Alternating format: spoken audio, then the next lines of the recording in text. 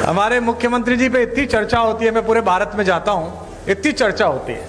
लोग कहते हैं कि वे तो संत हैं, वे तो पीठाधीश्वर हैं और शासन, और हमारे यहाँ जो घटनाएं होती रहती हैं, अपराध मुक्त जो प्रदेश हुआ, तो मैंने लोगों से कहा कि देखो संतों का काम ही होता है। दो प्रकार के संत हैं। एक संत वो हैं जिनसे सज्जन व्यक्ति मिलता है और मिलते ही मोक्ष को प्राप्त करता है।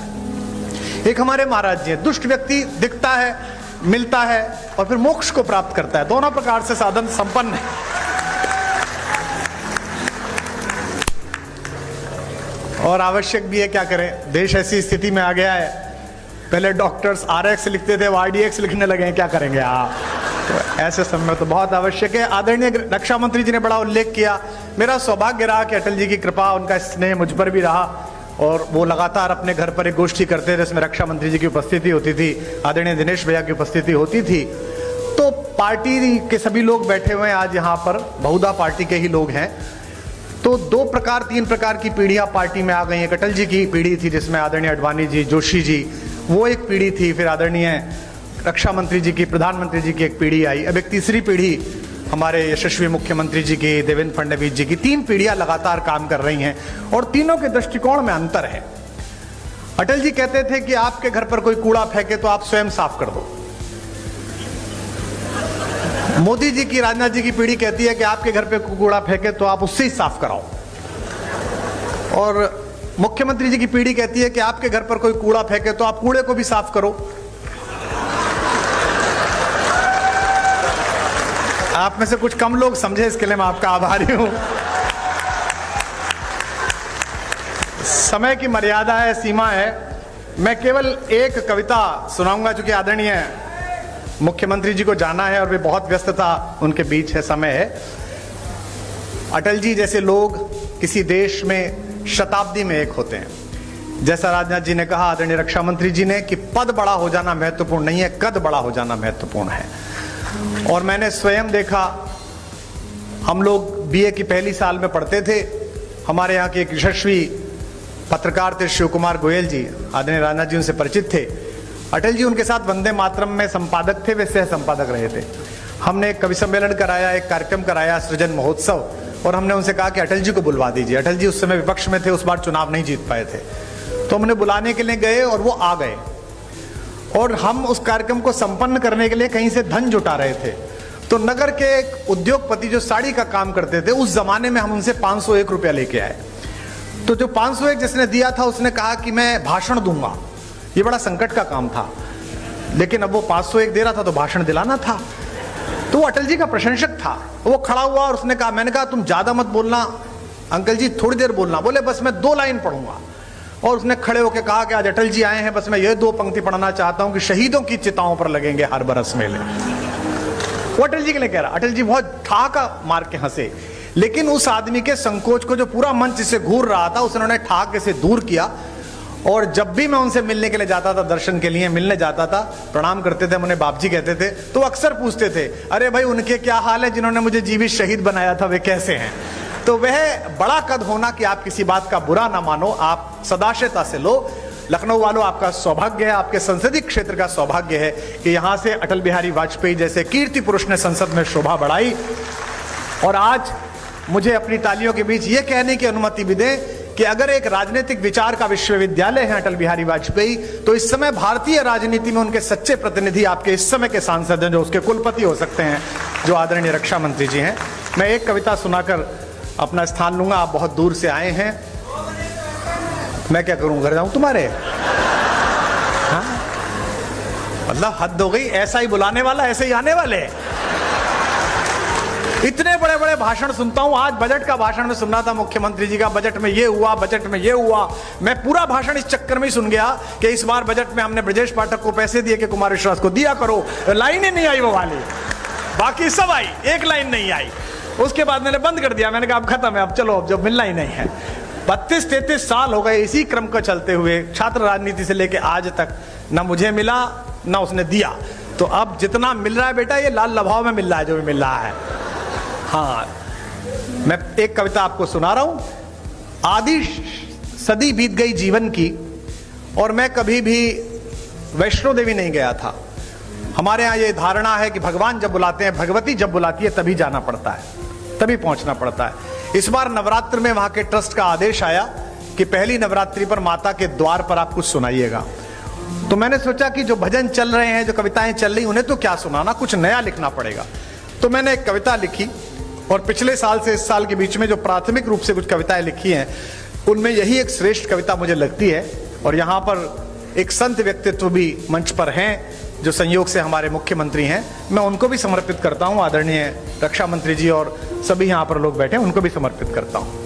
पहली पंक्ति को आप पकड़ लेंगे, उसे गुनगुनाएंगे, गाएंगे तो मुझे अच्छा लगेगा। निवेदन करता हूँ जो लोग मोबाइल रिकॉर्ड कर रहे हैं वो आराम से सुने तो ज़्यादा बेहतर लगेगा। आपकी तालियां ही मेरा पारिश्रमिक है, इस बात का आप ध्यान रखें।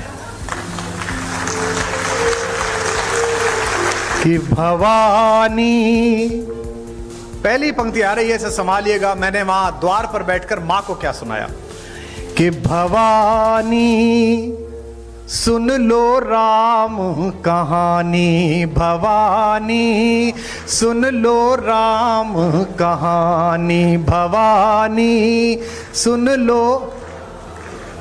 जब तक आपकी आवाज नहीं आएगी, चाहे मुख्यमंत्री जी जाएं चाहे ना जाएं, यही लाइन चलेगी। भवानी सुन लो राम कहानी, भवानी सुन। रोज नई लगती है लेकिन है ये परम पुरानी। अगली पंक्ति जो समझ जाएंगे उनकी तालियां गूंजेंगी। रोज नई लगती है लेकिन है ये परम पुरानी। वही कहानी एक जो तुमने, वही कहानी एक जो तुमने दो जन्मों में मानी। भवानी सुन लो राम कहानी, भवानी सुन लो, भवानी सुन लो राम कहानी। इस कहानी में क्या है, जिस कहानी का समर्थन भी बहुत है और विरोध भी पर्याप्त हुआ, कि मात पिता का मान भाइयों के स्नेह का मानक। आपकी वाह मिले।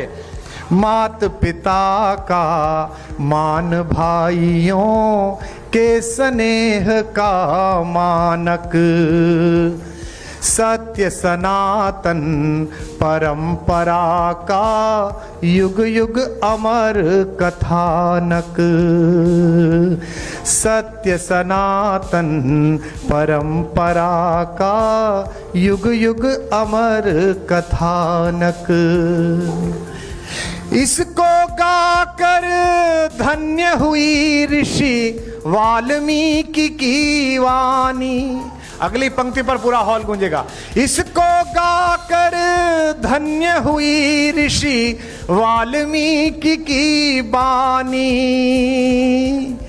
इसकी महिमा, इसकी गरिमा, इसकी महिमा, इसकी गरिमा बजरंगी ने जानी। भवानी सुन लो राम कहानी, भवानी सुन लो राम कहानी, भवानी सुन लो,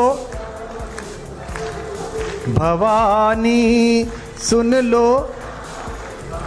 अपना कोई आदर नहीं है, कोई सम्मान नहीं है। किसका, कौन इतना कविता का इतना आदर कहां से हो कि इतने महत्वपूर्ण लोग बैठे और अपना समय दें। हम जिसे गा रहे हैं उसका नाम बहुत बड़ा है। पंक्ति पढ़ रहा हूं और पहली पंक्ति पर जो कवि यहां बैठे हैं, साहित्यकार बैठे हैं, उनका स्नेह मिले। और भारतीय जनता पार्टी के लोग कितने भी गर्वित हो जाएं कि इतने राज्यों में सरकार है, केंद्र में 3 बार आ गई कि 4थी बार आएगी, हम तो ये मानते हैं कि जैसी भी पार्टी है, जो भी है, कवि के द्वारा चलाई गई है, कवि के परिश्रम से, उसके शब्दों से चली है। कि तुलसी तुलसी से, तुलसी तुलसी से पावन हो गए कथा यह गाकर। तुलसी तुलसी से पावन हो गए कथा यह गाकर। भाग्य बली हैं फिर भी खुद को कहें राम का चाकर।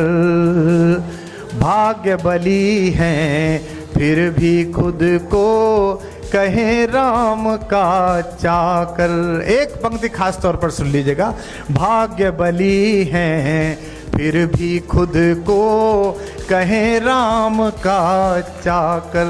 जब तक सब नहीं बजाओगे यही चल रही है, भाग्य बली हैं फिर भी खुद को कहे राम का चाकर।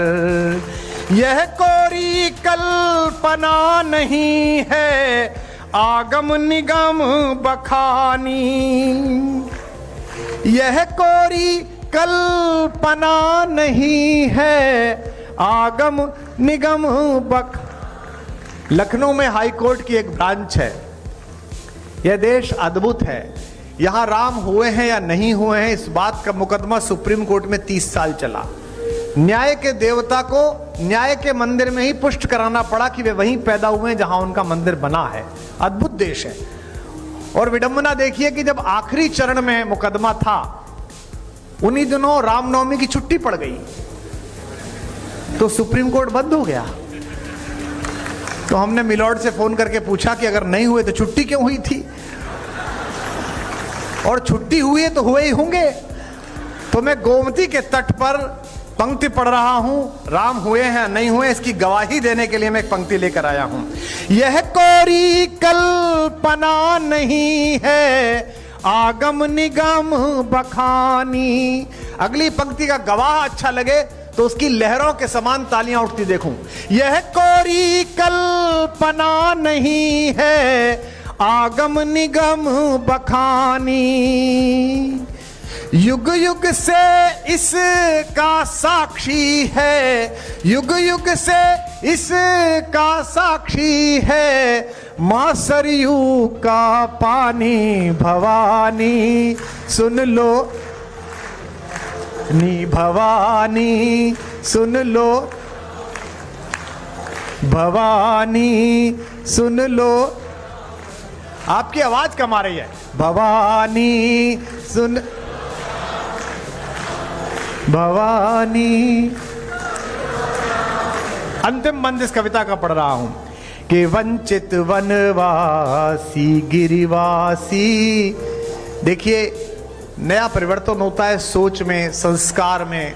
वर्षों से चली आई एक पद्धति बदलती है तो चीजें कसमसाती हैं। ये कसमसाहट का दौर है। यहाँ नए साल पर पहली बार ऐसा हो रहा है कि आगरा में जो एक कब्रिस्तान है सफेद रंग का, उसे देखने जाने की बजाय युवा ज्यादा मात्रा में आगरा तक की बजाय अयोध्या जी जा रहे हैं, वृंदावन जा रहे हैं। परिवर्तन हो रहा है तो बदलते में देर लगेगी। और तर्क का उत्तर दिया जा सकता है, कुतर्क का नहीं दिया जा सकता। जिनको लगता है कि धर्मनिरपेक्ष देश है, इसमें इतना राम क्यों, इतनी रामनवमी क्यों, धर्मनिरपेक्ष है तभी तो सब चल रहा है। अगर राम रिश्तेदार नहीं है, राम पूर्वज नहीं है, तो इतनी सारी क्रिसमस मन रही है, हम ही लोग मना रहे हैं। सेंटा क्लॉज कौन, हमारे फूफा जी थे, फिर भी मना रहे हैं ना, इतना अच्छा मना रहे हैं। तो देश में सभी का आदर है। तब कह रहा हूं, निवेदन करता हूं कि भवानी सुन लो, भवानी। कैसी कहानी है। वंचित वनवासी गिरिवासी जिसमें बने सहायक। वंचित, हमारे संजय निषाद जी बैठे हैं, कम हंसा करो। हाँ अभी वीडियो पे हंस दिए थे, कितना बुरा लगा है थोड़ा। लेकिन ये निषाद हैं, ये मुझसे जब भी मिलते हैं हाथ मिलाते हैं। मैं कहता हूं भाई आपसे हाथ नहीं मिला सकता, आप हमारे बॉस के मित्र के घर से हो। हम तो सेवक लोग हैं, हम लोग तो राम जी के चरणों की धूल के दास हैं। आपने तो उनसे भी वसूल करवा लिया था। तो अगर इस सरकार में वसूल है कर रहे हैं तो इसमें समस्या क्या है। राम जी की सरकार है तो निषाद वसूल कर रहा है, उसमें क्या है। पर मुझे यह पता नहीं था कि एक नाव पार कराने की इतनी बड़ी फीस देनी पड़ेगी कि एक आदमी को मंत्री बनाना पड़ेगा। बताइए कि वंचित वनवासी गिरिवासी जिसमें बने सहायक। पंक्ति। नमस्कार, मैं कश्यप, आप देख रहे हैं रिपब्लिक राष्ट्र। अभी आप देख सकते हैं